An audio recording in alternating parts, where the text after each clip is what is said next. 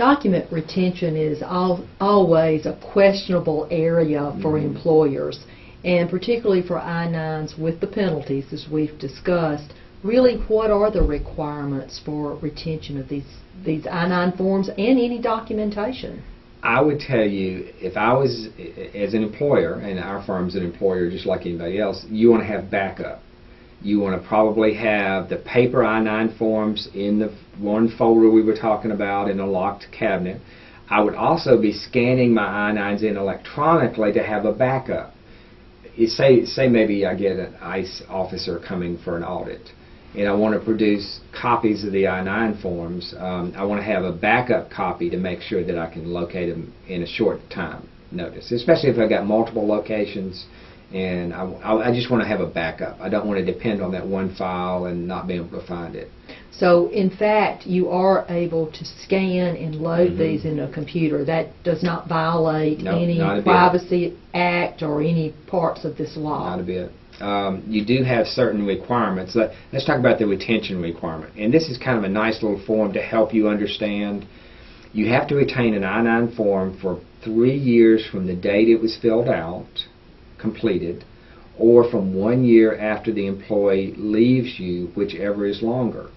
Say somebody has worked for me for 6 months. I've got to retain that I-9 form for 2 years and 6 months after they leave my employment.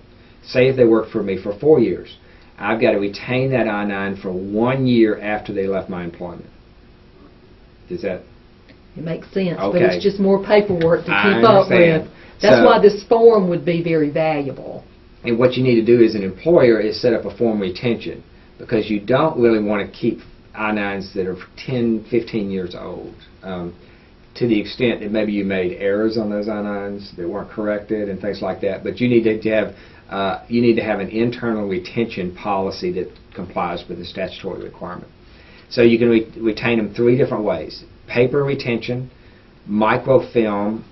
I don't know many people doing that anymore, but microfilm retention, or electronic forms retention. You're able to set these forms up. Large employers, a lot of times they're setting these up as totally electronic documents.